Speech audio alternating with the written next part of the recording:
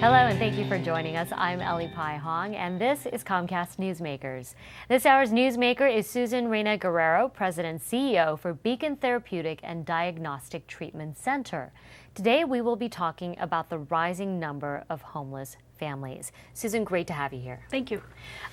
We're talking about the rising number of homeless families because that is one population that you serve at the treatment center. Tell us about what your mission is. Well, we were founded in 1968, and our goal was really to respond to the needs of special ed kids. But back in the early 90s, we really discovered that a number of our day school kids were actually residing in homeless shelters. And it really broadened our in terms of this increasing number of homeless families, and particularly young children.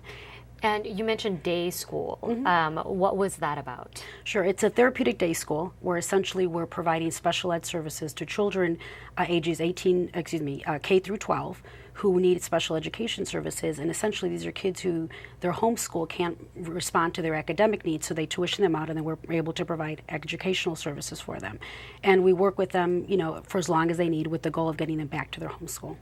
So a lot of these kids were in homeless families, is what you found. And I think, that evolved. We always provided services not just to the student, but to the family. And what we discovered was that we were providing services in homeless shelters.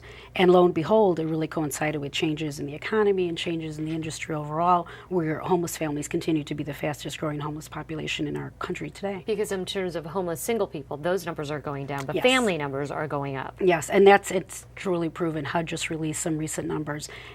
Singles has gone down, yet the number of families has increased. Wow, and you are dealing with a lot of single mothers with children who are homeless. Yes, and that's actually the typical family. Homeless family is a young mom with 2 children. And so our programs really are geared to respond to the needs of homeless families, particularly moms and young children. So what kind of services do you provide these families? Well, we're actually going into homeless shelters and we're providing all the needed wraparound mental health services that they need, mental health, psychiatric, case management, and social work with the goal of getting them housed. One of our newest initiatives, our FACT project, really was identifying what are best practices of working with young moms. And that's one of the projects that we're most proud of at this point. So tell me a little bit more about this project in terms of what specifically you do, because a lot of these single moms are very young moms.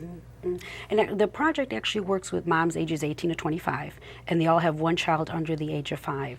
And it was really designed to identify what is the most effective way of responding to the complex needs of that population.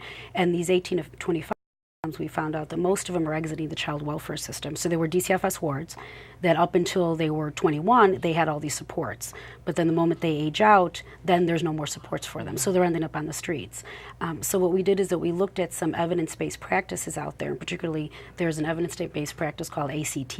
And that model really gives you a recipe on how to respond to the chronically mentally ill. So what we did is that we adapted it to homeless families and young families. So there's goals for the mom, there's goals for the children, and again, understanding that the goal is if you're responding early enough to the children, you can make a long-term impact.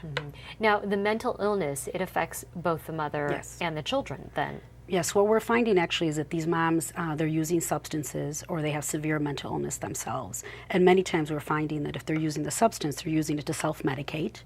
Because they haven't received the proper treatment. But clearly once they're stabilized and they have housing and they have all the needed supports, they're able to benefit and stabilize in their own mental illness. And then as a result, they're able to be better parents, respond to their children's needs better. I mean, it's common knowledge that there is a definite lack of mental illness services out there. Do you feel burdened by the by your client base, by how many people you have to help? I don't know if it's burdened so much as it's the call to help and the need to be responsive. What we found particularly is homeless families don't access regular services. The systems that are in place aren't geared towards responding to the need to transiency, those kinds of things. So I think what Beacon really prides itself in is really being able to look at what are the mainstream resources and how can they be responsive to the homeless families that we work with. And real quick, the website for your organization? Sure, it's www.beacon-therapeutic.org. And I know you guys are always looking to fundraise as well, so you can check out that website for more information. Thank you so much. Thank you. This hour's newsmaker has been Susan Reyna Guerrero for the Beacon Therapeutic and Diagnostic Treatment Center. I'm Ellie Pai Hong. Thanks for joining us. We'll see you next time.